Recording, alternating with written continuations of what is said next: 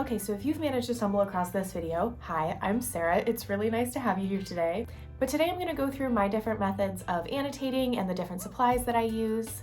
I haven't always annotated my books. It's honestly something that I got more into back in 2020 when I started making content over on TikTok, and I wanted to mark certain quotes that I wanted to reference in my videos. So it definitely started off as a way for me to just like organize my thoughts on a book, but now I actually just enjoy the act of annotating itself, and I feel like it really adds to my reading experience. So before diving into the 3 different methods that I have for annotating, because of course I can't just have one, I want to speak to some of the things that I use to help me annotate. Do you need any of these things? No, but these are what I like to use. Starting with the pens, I enjoy the Sharpie S Gel 0.7 pens to the point where I have an entire pack of them. These are black, but I also have red and blue. These are my personal favorite because I like the way that they feel in my hand, and I also just think my handwriting looks better when I use them. However, they do have a little bit of bleeding between the pages. It's not enough to bother me, but you'll be able to see an example of this later in the video because I'm going to do a flip through of some of my annotation pages just as a reference. So I'll point out when I'm using this pen specifically so you can kind of tell if that's something that's going to bother you. If it does, I've also used the Acroball pens. These do not bleed through. I just personally don't really like my handwriting as much with them, but that might be a good option if you don't like the bleed through with this. Or you could literally just use whatever pen you have. As far as annotation tabs that I usually use these color note ones. I find them on Amazon, and I usually order a bunch at a time in a bunch of different colors because I personally like to match my tab colors to the book cover. I'm currently looking for an alternative place to buy these from though, because obviously I don't want to use Amazon if I don't have to. But the last few orders that I've done have come from Amazon, and they're usually these like color note brands. And then the last thing that I use to annotate is always a highlighter. I usually pick one color for a book and then just stick with that throughout the entire book. Again, I try and match the highlighter color to the book cover, but if I can't do that, then I usually just pick something that I think would work best. And I'm currently looking for better highlighters to use because I feel like they just run out so quickly. But recently I've been using the big pastel highlighters. I do like the way that they look, but again, they just run out really quickly. I also found these like square highlighters off of Amazon. Again, they look really pretty for the first like couple pages, and then they just start to run out. I got these bonbon highlighters though as a gift, and I've started to use these as well. They're a little bit harder to hold though since they're so small, but they smell like strawberries. But ultimately, no matter what, I use one highlighter per book. Now, I just want to note before getting into my 3 different methods of annotating that there's really no bad way for you to annotate. Whatever you do that brings you the most enjoyment is the best way for you to annotate. You can do none of this, you can do all of it, you could do something completely different, and that's the beauty of it. If you enjoy it, if you get a better reading experience from doing something differently, I love that. I personally have 3 different methods that I use for annotating my books, represented by these 3 books here that go from least complicated to most complicated. I typically know what type of annotation method I'm going to use before even starting a book because it usually depends on the genre as well as the overall context of the story. But these 3 books here are the books that I have annotated that I'm going to use to represent my 3 different methods. The first one being Book Lovers by Emily Henry. So we'll call this the Book Lovers method, aka one tab to rule them all. This is my least complex way of annotating. I typically use it for contemporary romance or rom-coms. When I'm using the Book Lovers method, literally the only thing that a tab means is that this moment stood out to me. Good, bad, positive, negative, doesn't matter, that's just a moment that stood out. I use the exact same color tab for all of these. There is no annotation index. Most often, I am using this method for any sort of contemporary romance or rom-com, something that's a little bit more lighthearted and straightforward.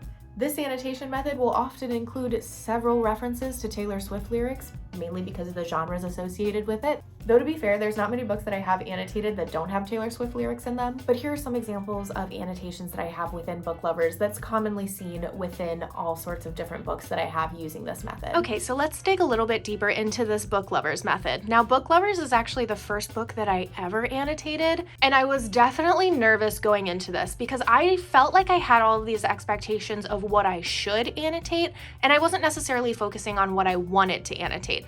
And it's kind of the reason why I picked Book Lovers to start with, because I had this notion that annotating needed to be academic in some sort of way.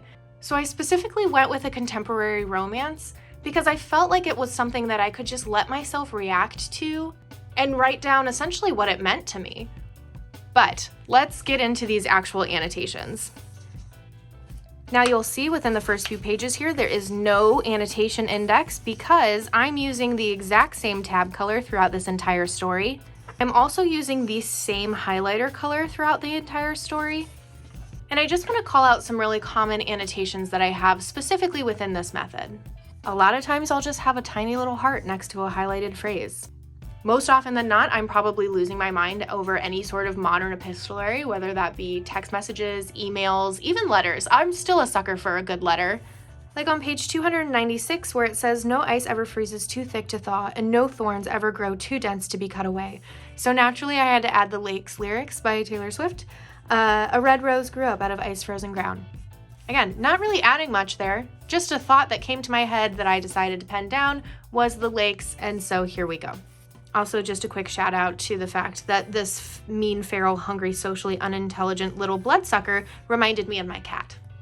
I also tend to just write down how I'm feeling in the moment, so a lot of times I just note when I'm crying or just freaking out over the fact that my heart is exploding. And then yet another Taylor Swift lyric on page 342 where it says, "I'd take a swift beheading over that death by 1,000 paper cuts every time."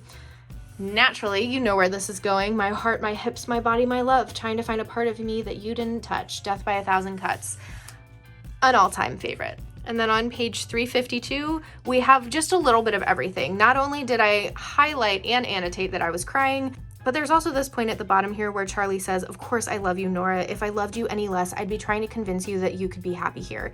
And that just happened to make me think of Emma by Jane Austen.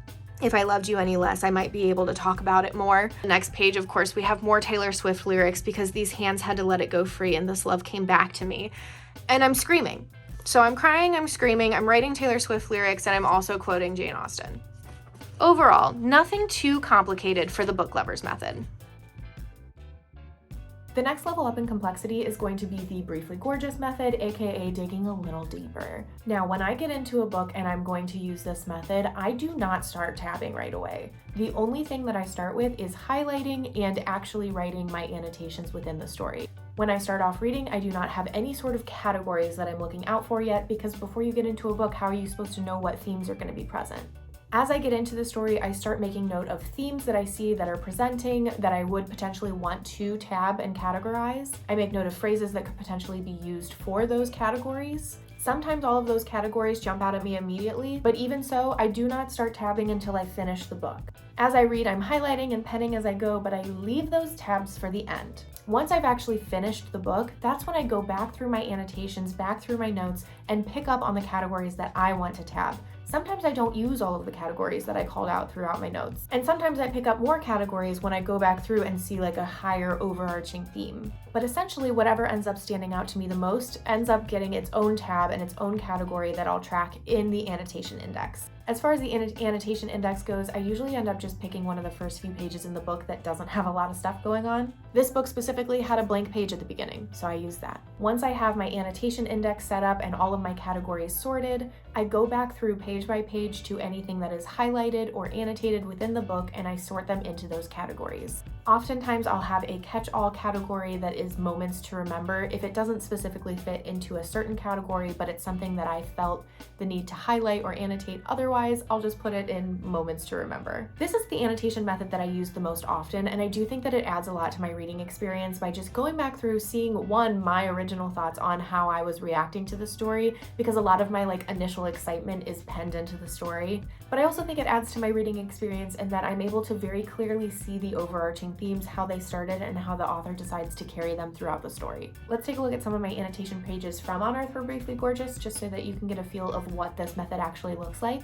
This book has some of my favorite annotations and quotes ever, so I'm always happy to go through this one. Now, the first main difference here is that we are going to get an annotation index. Again, I usually just pick one of the first few pages.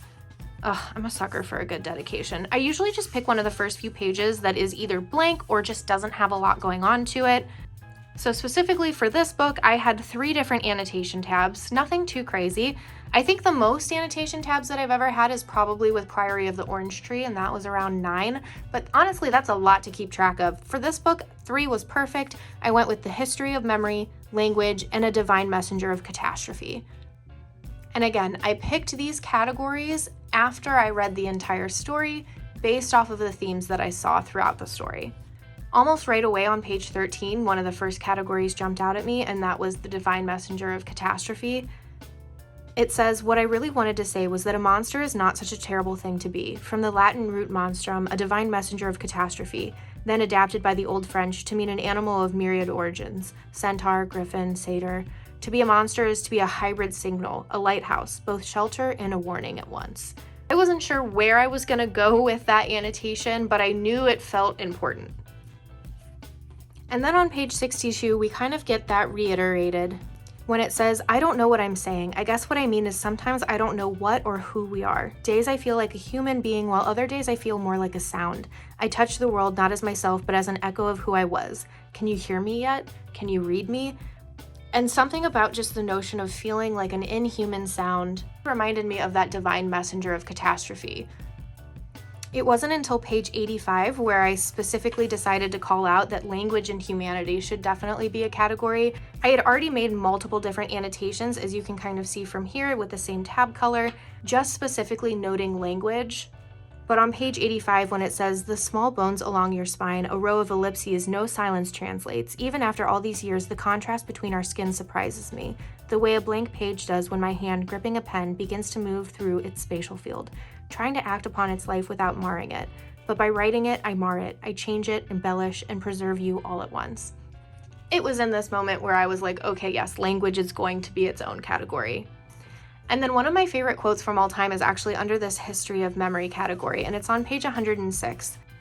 I'm just going to read out some of the highlighted section, but it says, there were colors, Ma. Yes, there were colors I felt when I was with him. Not words, but shades.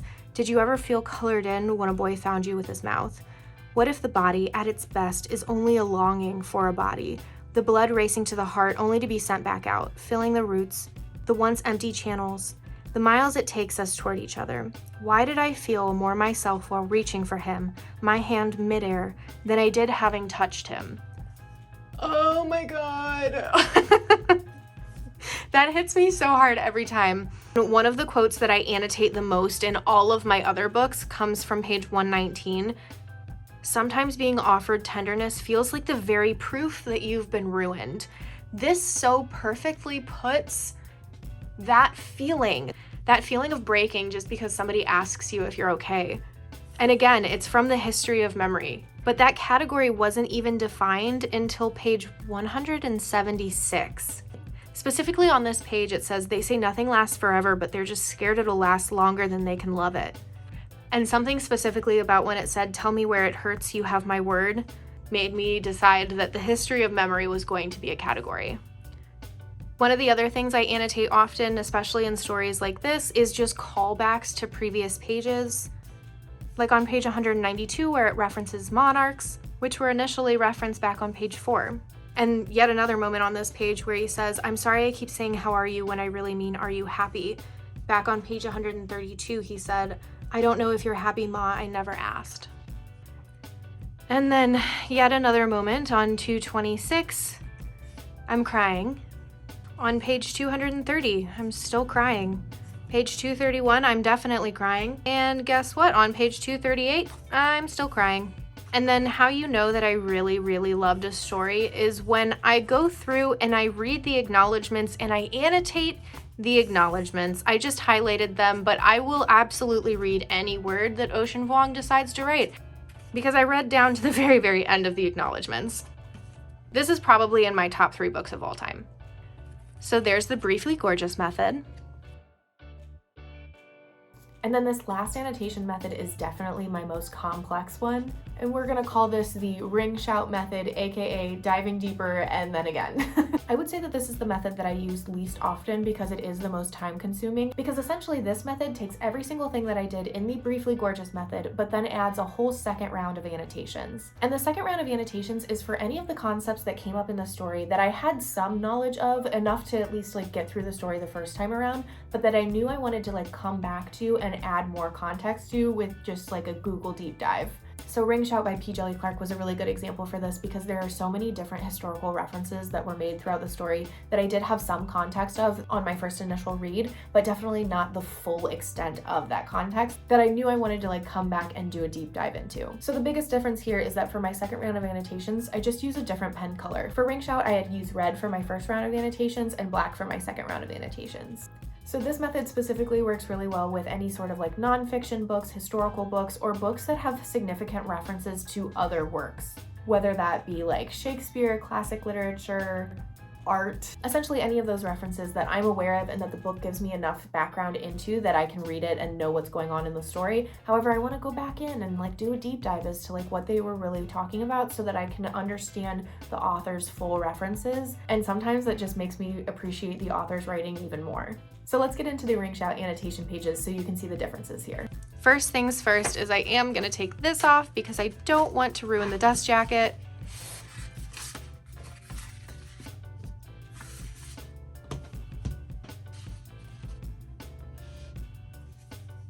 So with this book, there were a couple blank pages. However, I did decide to just use one of the front title pages for my annotation index. My tabs for this story were imagery, African folklore, spirituals, historical context, and moments to remember. This moments to remember is typically what I use for a catch-all of anything that like doesn't really fit into these upper categories, but I still wanted to mention and to call out. And like I said, this is going to be really similar to the Briefly Gorgeous method. However, you'll start to see that there's two different pen colors used, and this red color is all my initial reactions to the story, and then black is where I went in and filled in some of the blanks, specifically on things that I wanted to Google a little bit more. For example, on page 14, I went back and just did a little bit more research on the Black Rattlers. I had specifically heard of this group referenced as the Harlem Hellfighters. I didn't have a ton of knowledge into them, but I knew that they were an all African American unit. I hadn't known previously that they actually saw more combat than any other unit, which shouldn't be surprising. And I also did further research on the African folklore that is referenced throughout the story. I used this same like tan highlighter throughout the entire story. This is one of those square highlighters that I saw from Amazon. Again, they like definitely ran out pretty quickly, but I do like the way that they look. On page 77, I officially call out the folklore category. Another pretty common call out that I'll have in my annotations is just noting the writing style if it specifically changes, or like in this case, when there's really, really detailed imagery, I usually end up calling that out as just a moment to remember, or sometimes they even get their own category. This book specifically had some of the most like skin crawling, fantastically horrid imagery. I was so impressed. This book actually did manage to avoid any Taylor Swift lyrics. However, on page 111, I did quote Ethel Cain. Specifically, "And Jesus, if you're there, why do I feel alone in this room with you?" Shout out to Preacher's Daughter. Fantastic album. I think this actually might be my only book that doesn't have a Taylor Swift quote in it. And that feels appropriate. Those are the main differences here, though I do want to point out that even in the stories that I do end up doing a little bit more digging into historical context or things like that, it still doesn't mean that all of my annotations are like super thought-provoking. I still note every time I cry. I'm still going to tell you when I'm really nervous. And if I'm absolutely losing my mind over something, you will absolutely know. So yeah, these are the 3 annotation methods that I use. But like I said at the beginning of this video, there is no wrong way to annotate your books. And as long as you're having fun with it, that's great. But I would love to hear about your methods of annotating down in the comments. While you're down there, you might as well like this video and subscribe to this channel. And if you've made it this far in the video, thank you so much for being here today. I hope you have a beautiful, beautiful day. Mwah. See you next time.